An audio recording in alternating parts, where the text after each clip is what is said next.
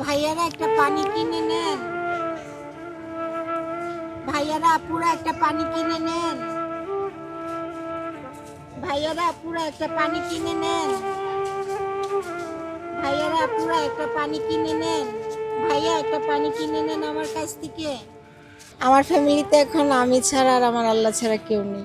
আসলে ভিক্ষাটাই সমাধান না। ভিক্ষা করেই যে চলতে হবে এমন কিছু না। ওই ইচ্ছে থাকলে অনেক কিছুই করা যায়।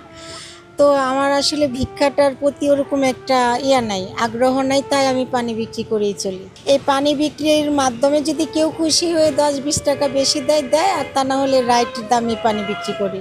এটা 2012 সাল থেকে আমার ইনফেকশন হয়েছিল। ইনফেকশন থেকে ক্যান্সারে চলে গেছে। ওইটাকে প্রথমত মাদুরা ফুড বলা হইতো, এখন ক্যান্সার।